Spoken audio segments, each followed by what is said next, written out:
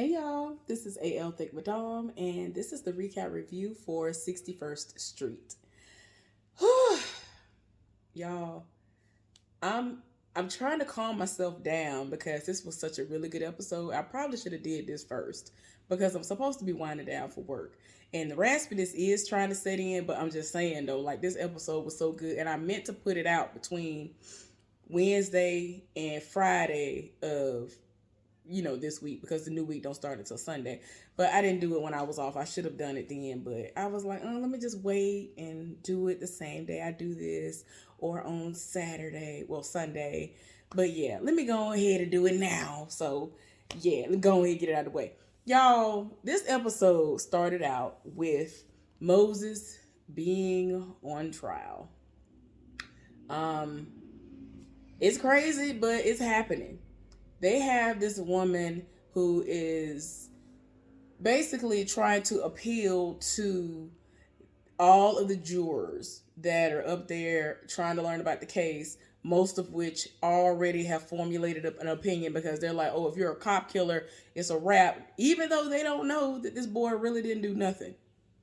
Like, he was scared, he was running away, this man fell, killed himself. Like, the truth is the truth. He fell and killed himself.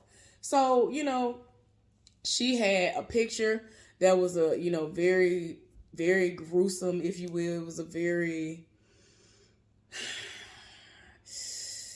it was a very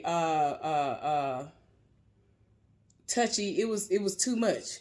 It was I forgot the word they used. What do they call it on television shows?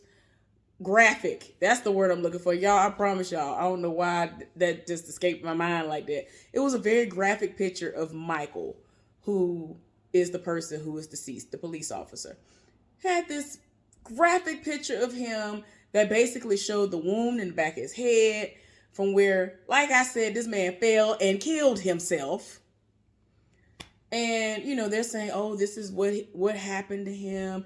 And then she started talking about, they were out on the corner, and why would they be out on the corner like that? And Moses' father is the leader of this gang, of this nation, and all this other stuff. So the person who shot the gun, they all of this is just rolled into one. Like, everything is connected. And the mama, the son, and him, all of them running this drug empire out of her house. Talk about, oh, all the drugs and stuff that we found in the house. And Franklin is tired. His lawyer is sick and tired in his spirit. He objects. He was like, now, this ain't the case. Like, what is we doing here? Then did everything. He done called this woman everything except a child of God at this point, because he basically said that she's racist. And he was just like, hold on. What we not finna do is this. Like, he rose up. It was Petey Pablo up in there. He had to raise up real quick. It was like, what we not finna do is this. You not finna sit up here and say all of this. How do you know that anybody is a drug dealer? You're assuming all of this because of where? Because of what? Where they was at and what they look like. Like, you really have no proof. Like, what are you talking about? So, at this point, Franklin is pretty much unaware of the activities that the brother has going on. And y'all know the brother, his daddy is who he is. But at the same time, it's like nobody knows. Nobody outside of the wrong person. There's one person who don't need to know the information, and they know, who has a connection to his family, that he is out here in these streets slanging drugs. So anyway, he's objecting. The judge had to call him up to the bench in order to approach and to be like, y'all need to strike this from the record. You need to apologize for calling her racist and all this other stuff. And he was like, now you know what's going on because you trying to accuse people of all of this. This heifer like, well, what you think they doing on the corner? And he like, really, this is what we doing? And all of a sudden they gonna be drug dealers because of this, because y'all know that ain't what was really going on. And so he was like, well, you need to cross-examine on the fact that the drugs was in the house if you don't believe that that's what really was going on. And so he looking at him like, really judge? So anyway, she goes back to doing what she doing, which is trying to lead the jury into believing that he is the killer. And Moses, at this point, is looking back in the courtroom for his mama, and she's nowhere to be found. And then we see where she is. She's late trying to get to the hearing. And she's late because this man who is acting as if he is so interested in her is taking her. And he, offered to take her. The traffic was not that great. And so he rolls up to the courthouse. And so he stops in the front, at the front steps and all this other stuff. And so they're like, yeah, you can't park here. And so, he was like, I'm just dropping her off. Her son is in there, she is supposed to be in there to see her son, and he has court right now.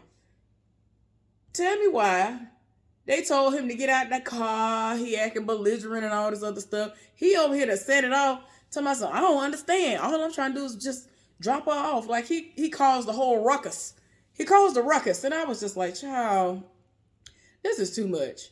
So he done set it off, and then the people that sat up there and arrested him, she walking into the courtroom, he was like, oh, go ahead, I'll be all right, whatever. And I'm like, my spidey sense has been tingling since you rolled up, because don't nobody know you. And just like when they was at the little gathering, the kickback, the function, whatever you want to call it, where they was raising money for Moses, even Franklin was like, and who are you, and what do you do for a living, because we ain't never seen you around these parts. Who are you? Don't nobody know you from the neighborhood. And he really trying to be like, oh, I know y'all. I'm this. I'm harmless. I ain't got nothing going on. I'm just on the side of right. I'm just this righteous man and all of these lies. But yeah, like I said, ever since I first saw this man step on the scene, my spidey senses have been tingling. So like pretty much this entire episode was like them in the courtroom. Like a big part of it was them in the courtroom. So one of the parts of this heifer's defense is, look at this freeze frame picture that they took from the camera that showed the exact area that they were on when Michael confronted Moses and told him to give up or whatever, because he was on a mission to hunt him down like a dog anyway, because he was black and he was running. But we ain't even gonna go into that because it just is what it is. Like there's nothing else to explain after that. And they zoomed in on him having emotion. So this heifer gonna try to say, what does this face look like to you? Doesn't he look angry? Doesn't he look all of these like evil ways? He looks pretty evil to me. It looks like he is, out of control. And when Franklin stood up to speak on his defense, and he looking like, okay, you using this picture, but this could have been a wide range of emotions. He could have been scared. You know what I'm saying? He's fearful for his life. In this area, in this place, whenever y'all see a black person, there's a problem. Even if you're doing right, you're not going to sit up here and try to convince me that this is a corner boy when he has amazing grades. This boy has amazing grades. He got all of these scholarships and things. He about to go to college on a track scholarship. Everybody want him and they live for him. Don't nobody have no issues out of him in school because he's not a problem child. But somehow he's able to put up this facade like he is just this corner boy. Where he got the time to do all this when he has rigorous trainings that he goes through? His coach puts this boy through rigorous trainings after he out of school. So he already got the scholastics going on. He already got all of that. He already got all that going on. And he come out there and he do all this rigorous work. Like he does stuff to the point where he dog tired when he done with his whole day, when he walking home or jogging home from school. He ain't got time to have no job. He barely got time to wolf some food down and go to sleep and do homework. He barely has time to do that after he went to classes all day, and then he out there running laps and doing all of the circuit training and all the stuff that he got to do in order to make sure his body is the way it needs to be in order to continue to go down the road that he's going on. Like this man had him on a special diet and everything.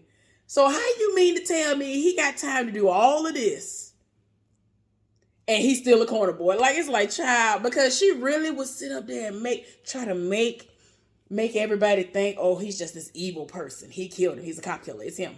It's him. Look at this picture. Just look at this picture. And I'm glad Franklin got up there and was like, yeah, look at the picture. Like, if you're going to look at the picture, look at it for real and understand. Look at him. That could have been a look of fear. That's a black man living in America. That's a black man living here in what, Chicago? Where they are hunted down like dogs all the time. Now, a lot of people do be doing what they do. And they be out here in these streets. They really are in the streets. They are about their street life. But he be in the classroom and he be on the track. Everybody in the community know this boy. It's to the point where, and I've seen this in real life. I don't know if y'all have ever seen stuff like this happen in real life where somebody, like the community, even the dope boys, the people who in the gangs, they will let somebody like him pass by. They just be like, all right, now going on. And, you know, they know what it is. They know they smart. They know they got something going on in their life. And be like, man, you better go on here and get your lesson. Go do what you got to do so you can get out the hood. So you can get from out of here. Go do something with your life. I ain't do nothing with my life. And I ain't got what you got. I ain't smart like you. I ain't got the moves. I ain't got the speed like you. You know, like they really would be like living for them. But they still out here in the streets. Like, I'm just saying, that's pretty much what his situation is. But this heifer really trying to paint him as this evil person. I'm tired. It got really real for the jurors when he wanted them to focus on the picture. Because since this heifer want to say, look at the picture, isn't that anger and evil and all this other stuff in his eyes? And he was like, yeah, focus on the picture. Please do. Because you have to understand the type of world we live in. You got to understand the type of world we live in. He might have been nervous and scared and all these other things, but you need to understand that's not what this is. It's just too much. It's too much. Use your imagination and not your prejudice. I was like, you better do all of that. You better say all of that. You better say all of it. And I got to make sure I say this because I don't know if I'm going to remember this part, but the son, Franklin's son, was in the courtroom, David. And a moment happened and I was like, wait a minute, baby. But yeah, he's really trying to get these people to understand you need to learn how to use your imagination. Walk a mile in this man's shoes. See him for who he is and not who y'all want him to be. And I was like, you better tell the people. So we end up seeing Franklin's wife and she's like on somebody's podcast or doing an interview. Whatever the platform is, it looks like it's like on the level of a podcast of some sort. So the interview is over with. They're looking at the internet, or at least the person, her manager, I guess it's her campaign manager. She's looking at the numbers. Like, people are running with the story, everything that's going on. The fact that she is who she is and she says the things she says, which is that the Chicago Police Department, they are terrorists. Coupled with the fact that her husband is over this case that has Moses Johnson in it. Trying to basically say that these people are corrupt. Y'all trying to make it seem like all this stuff is going on. Y'all corrupt. Y'all over here planting drugs. Like, but it's like nobody is in any of these places, but it's up to them to prove that these were the things that were happening. Because it's like, don't nobody have time for this. It was so bad, y'all, that earlier in the episode, when they was talking about, oh, she, you know, her house is this drug place. Like, it makes sense. She's a mother. And why would you think that she would have drugs in her house and be peddling drugs out of her house? He was like, none of that makes sense because y'all know she cleaned this building. She picking up extra shifts to clean this building. We're going to get into that at some point too. But I'm just like, y'all really be trying it with the stuff y'all say. It don't make sense. The math don't be mathing, and we're going to get to that. But yeah, I already told y'all about old boy over here talking about, oh, well, how you going to try to come at me sideways about me parking right here? I'm just dropping her off, and he done got arrested. Okay? So now we have various people on the stand. There was a police officer, one of the ones who were one of the first responders, if you will, wanted to know what Moses did when he got there, and he was like, he ran. Y'all, it was just to the point where everything that was being asked, it's like, what is going on? Y'all, I think that this was the person who they talked to, where they were like, so we have video footage. They didn't know that all this was going on. I think that this was the person. Oh, I might be ahead of myself because, like I said, this was mainly the courtroom. So yeah, this episode was so good, y'all. Oh my gosh, it was so good. So much stuff was popping off. I think I'm getting ahead of myself. So they talking about y'all recovered these drugs from this woman's house. How many people did y'all book and do all this stuff for? They talking about nobody, no one. We didn't do that. And so it was so funny when the way he cross examines, the way he come for these people. He's like, "Why can't you do two things at once?" I was like, "No." But anyway, like I said, I was telling y'all that they wanted to know. He straight up asked them, "Do you know what the minimum wage is?" Had to tell this man what the minimum wage was because he overshot it, talking about $20-something. Boy, where? Where in Chicago is it $20 minimum wage? But anyway, that is not the national minimum wage of nowhere. So anyway, told him she cleans this entire building and she picks up extra shifts. Now, does that sound like something that basically a queen pen would do? And he sat there at first and he was like, I don't make a habit of having rhetorical questions. I don't ask rhetorical questions. And he had to go ahead and answer and say, no, that does not sound like something that somebody like that would do. So I'm just like, child, y'all know y'all wrong. I'm just like, wait, the fact that you can't lie about that.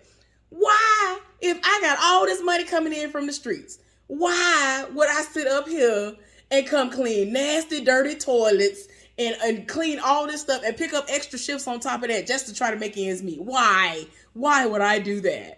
That's right. Because y'all over here trying to make a case and think ain't nobody gonna sit up there and question you on the evidence that you're trying to present. Get somewhere and sit down. So we get to a point where I am like completely done. And I was hoping that I was wrong, but I wasn't. Because my spidey senses were tingling. So that man who rolled up on Moses' mama, he is ops at this point. He's ops. He a snitch. He whatever you want to call. He's an undercover cop. He ops, right? And so he gets into, I guess, an interviewing room or whatever, and he tell the dude to take the stuff off of him because they had to make it look real. He got carted off, whatever. And Brannigan came in there. Y'all know Brannigan is like over all of them and the top dirty cop. He over here telling that man, your boy was soft because of the way he had to rough him up or whatever. And you got to make it look realistic. He talking about your boy is soft and all this other stuff. And I was just like, I am tired. I really cannot. It be your own people, like for real. Like this is one of them situations where if you're going to say it be your own people, this man did the absolute least. I was like, how dare you? So the gist of what happened in this meeting is he was like, okay, so what information did you get out this heifer? And like, did you find out anything? He was like, I ain't getting nothing from the mama, but the son, yeah. He out here in these streets, he running with the gangs and he doing all these things, but the mama don't know. She genuinely don't know what's going on. So, it is what it is. And he was like, I'm going to get more information out of her and out of the son or whatever, however I'm going to get it out. I'm just going to stick around. Brannigan told this man, do whatever you got to do, but don't fall in love with her and all this other stuff. I was like, I am so sick and tired. I'm so sick and tired. And see, this is why people do not trust. This is why people do not trust. And I understand. And this is why I don't fool people, because people just be lying for no reason. It's like, why are you doing this? Is it really worth it for you to get that number? Is it really worth it for you to get that number? That's ridiculous to me. So anyway, we end up seeing that reporter who loves to try, Martha, who is Franklin's wife. And he rolling up and like he always got something slick to say. That's why I can't stand to see him coming. So his wife did come and she sat in on everything. And she was like, look, I had to come and talk to you about something. I found out some things. And she was like, yeah. Tutu was a snitch. And he was like, what? What is going on? So she's coming to tell him, like, can you, like, calm down? Don't talk about Rufus no more like that because they're going to come after his mama. And, I'm not even going to talk about it no more because it's going to get to a point where you bringing him up as an example, they going to make an example out of his mama. The nation going to kill his mama because it's like, oh, he a snitch? On top of that, oh, your mama got to die. You already dead, sir, so I'm really going to make an example out of your whole family. Or anybody else in your family going to learn today because I'm going to kill you, your mama. Like, that is crazy. Like, he already dead, but if they was to find out that this man was a snitch, they going to kill her. So, yeah, it's a lot. They kept having sidebar conversations, and the reporter, I think it was the reporter, he found out that, about the son and all this other stuff. And since they want to try to bring up evidence talking about the son was into criminal activities, what we not finna do is this. We gonna show our hands since you want to show yours. And so, he showed his in the back. And so he showed them his hand in the front. He was like, yeah, we want to enter this into evidence. Franklin was like, we have video footage, we have reports and things about, what happened when he got booked. When Joshua, I think that's the son's name, when he got booked at this time. They had video footage showing when he was hauled in there, showing a stint of time when he was hauled out. And we already saw what happened, which was that they took him down to this river or somewhere, dropped him down in there, and then he came back up. And they brought him back because I thought they killed him. Yeah. And you got to try to account for it because it's like, it's not in your written report. What is going on? Why isn't it in your written report? Aren't you supposed to report all of this? And I'm like, you better get him, Franklin. You better get him. So, they done talking to them. Listen. His daddy said, so, basically, did you take him out for ice cream? If you took him out for ice cream, like when he was gone during this dinner time, he didn't say nothing. The silence was deafening. And basically, the judge had to dismiss them so that he can go back to his seat. So as he's walking back to his seat, David, his son, gonna bust out, wait a minute, what's the rest of the story? Did you take him out for ice cream? Did you take him out for ice cream? David was loud. I said, oh my God. When I tell you, Franklin didn't flinch. He said something earlier when he had an outburst, but when this happened, it needed to be said. It needed to be said. And I was like, no, you didn't. Like, he was like, did you take him for ice cream? Like, I want to know the end of the story. Did you take him for ice cream? I said, oh God, no. Because, he's autistic, has Asperger's. I don't know. But they really be needing to know, like, you got to complete this. Don't start something and don't finish it. Don't tell me something. Like, you starting a story and I don't know the end. That's going to tear their nerves up. They need to know what's going on. And that's exactly what was happening in this moment. So, they didn't put Brannigan's raggedy behind on the stand. And he over here talking about, everything started. He started talking in the car. And a lot of people talk in the car. And I went off of what was said in the car when I did my report. So the wording and the lingo within his report, it ain't matching up, because why would he use this type of lingo when it's pretty much buzzwords that y'all use within the department? That's like me when I was a social worker and I had to use certain buzzwords in order to get payment from certain providers. If you don't use a certain type of jargon or whatever, you're not going to get that payment. And it's very common that in certain professions, when you do your paperwork, your write-ups, you use certain buzzwords, and that's what he was doing. And like everything he was saying, it's like, this is something that he would not say in life. The lingo, all of that, that's something that he would never say. So it's like, sir, what are you talking about? He over here talking about, I discharged my weapon. I shot Rufus. He had a gun and he was threatening the lives of my men and everybody else that was out there. So I had to do what I had to do. He fired his weapon and everybody was in immediate danger. So I had to fire my weapon, which we already know that's not the reason why. It ain't like he cared. So he ended up doing what he was doing, and he went to some kind of little hearing where they have to, talk to the folks and, put you before people and be like, okay, why did you discharge your weapon? He was like, it was a good fire. It was a good shot. I got cleared. It is what it is. We met up for an hour. They had me on the stand for an hour and I got cleared. And But y'all want to sit up here talking about you shooting Rufus only lasting an hour. But other things going on. You sat up here and you just off rip. Everybody else made it to the scene before you. You was trigger happy when you got to the scene. Oh, okay. And he trying to make it seem like, well, I'm me. I have been in here. I've been doing this job for like 20 some years or however long. Just like you. I'm pretty sure you know your job, even though you know you wearing down. Like, he really be trying to read. I can't stand Brannigan. You really be trying to read people. He was like, I know what I need to do, and I did what I needed to do for my people because I am over them.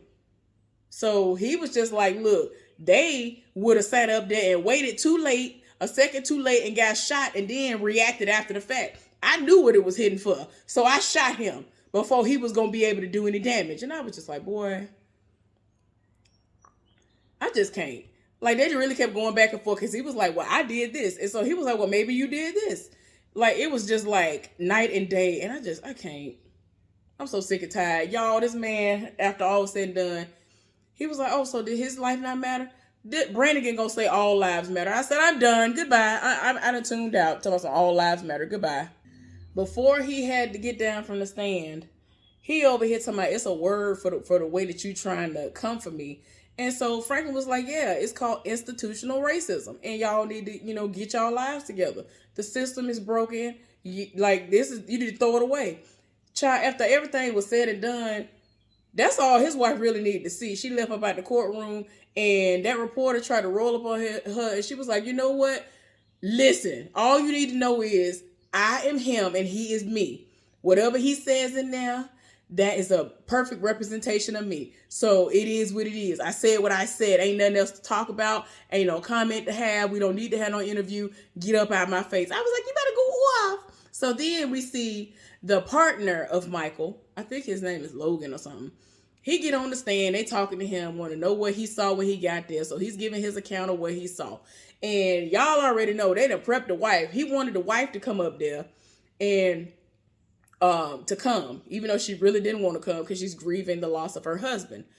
Child, they done brought evidence, which is his clothes that he was wearing that day because he's trying to resuscitate him and there's blood on his clothes.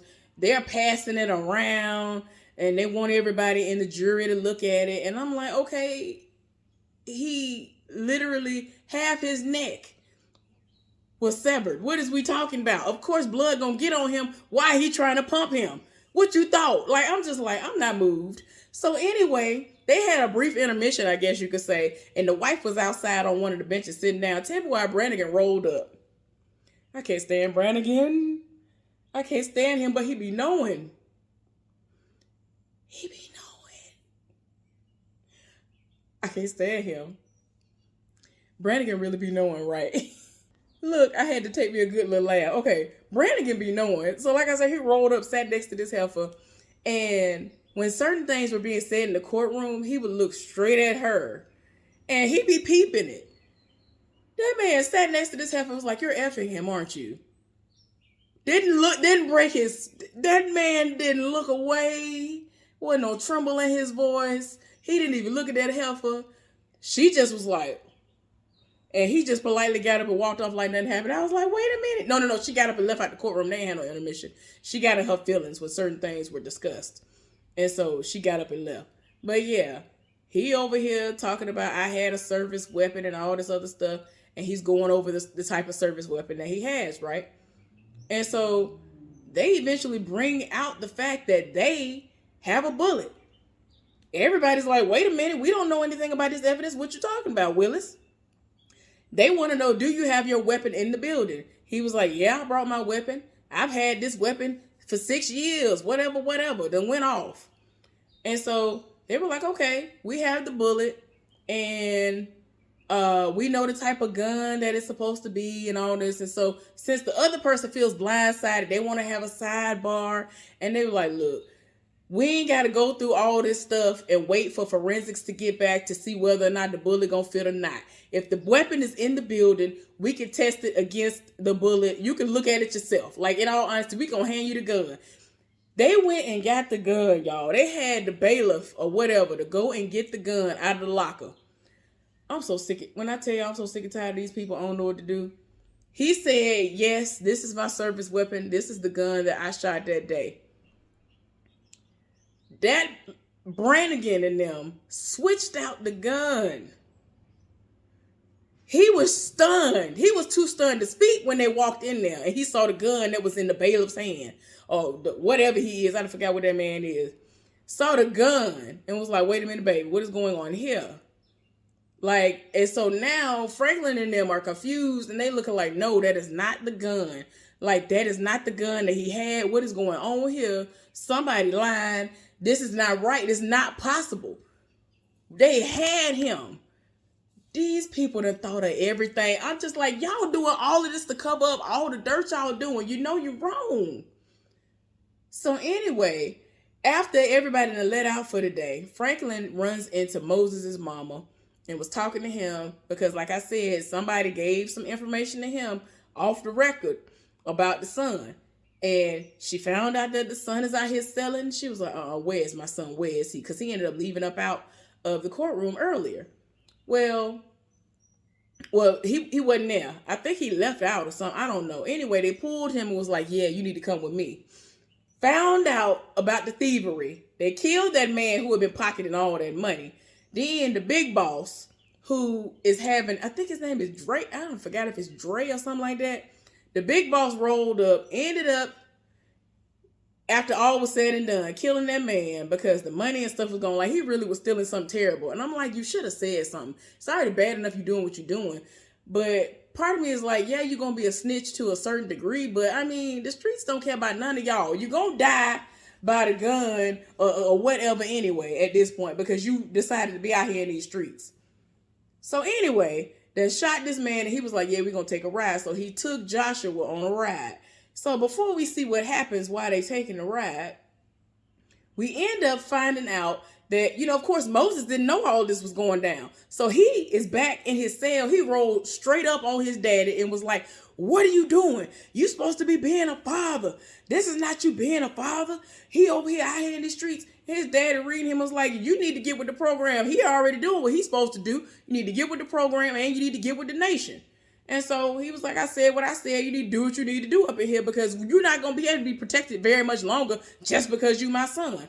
So this raggedy man who over here lying like he liked the wife and roll up in his van because he told her, oh, well, I'm going to find Joshua because she has confided in him and was like, well, I didn't know that all this stuff was going on and I need to find him, whatever. So he goes into this van that he be driving to get his, work phone, his secret phone, his snitch phone. And he called Brannigan and was like, look, I need to know where Joshua at right now. You got eyes on him? Because she told him, I need you to go find him and pick him up. Well, I guess he told him where he was, and he tried to act like he just so happened to happen upon him later on in the episode. But before that, I told y'all this man, Dre, or whatever his name is, took him somewhere down an alley. And he basically let him know, like, you do know that I know you stole from me, right? He basically told him, like, well, what do you think I'm supposed to do at this point? Because you stole from me. He was like, you know what it's supposed to be. So he told him, you need to get out. He about to kill him. But then he was like, I'm going to get it back to you, whatever. He spared his life. He get out and he got to walk. So like I said, old boy ended up finding where he was at. And it is what it is. I'm like, boy, you are lucky because I knew he was going to blow his brains out and just, I just knew he was going to have him get out, blow his brains out and drive off. That's what I thought he was going to do. I was like, oh, so you got 2 sons that you're going to lose in the course of a month. Like, woo, child. So after that happened, he ran off, went on to the house. So the wife, she's sitting up here playing the recording. And I'm like, ma'am, you done went off. This heifer really went off. And she was just like, you know what? Now she's trying to be redeemed in her spirit. Franklin ends up, being in his feelings. And he went down to a bar because he feels defeated. And the white woman that's on the side of right is trying to talk to him and, give him hope and saying that there's a leak, like really helping him to understand, like, you need to understand there's more to this. We can do something. Man, listen here. The man that's in the van, like I said, he ended up finding old boy did what he needed to do with that, and picked him up. And he told him, like, give me the gun, all this other stuff, because old boy gave him a gun. And he's trying to just get from out of sight and go in the hide and get to his mama, because he was like, your mama looking for you. I'm going to take you to your mama. So he on the inside, Moses, he on the inside, and everybody want him to sit with them or whatever. Everybody looking at him again because he is Speak's son. And he went over and sat by himself. And I'm like, you drawing your line in the sand. Them people finna hem you up. They finna start beating him down. They better hurry up and get him up out of there. Because he ain't sitting with nobody that's a part of the nation or nothing. I'm like, Lord. And they looking like, what's up, though? You finna get killed at this point. Tell me why the wife and the partner linked up. To make a long story short, I was right, and I said what I said to begin with. This man that fell in love with this heifer, she slapped a fire to him when he was like, I'm in love with you. Slapped a fire to him and all of this. I'm like, y'all are trash. Y'all are trash. Like, they stay trying to make out and all this other stuff. I'm like, I knew it. I knew y'all was screwing. Since the first, I don't know what it was. It was something about them even before we ever saw them, like, have moments where it was like, y'all doing too much. Well, Franklin at the house, and he gets like this notification at the door, I guess you could say. He's trying to figure out what's going on. Like the sun that set and everything. So it's like, what's going on here? He get a package at the door. He look around trying to figure out who it is. Because in my mind, I'm like, wait a minute. I don't trust nobody at this point. So he opened the package. And Martha get home. All she hear is this recording. That heifer to sent the recording to Franklin of everything that was going down. Of basically the evidence that's needed to prove that, you know, all this stuff that was going on with Brannigan being a dirty cop. It was just all that evidence that was on that tape. I'm like, oh my gosh, this is too much. So yeah, that was the episode, y'all. Hopefully y'all enjoyed it. Give this video a thumbs up.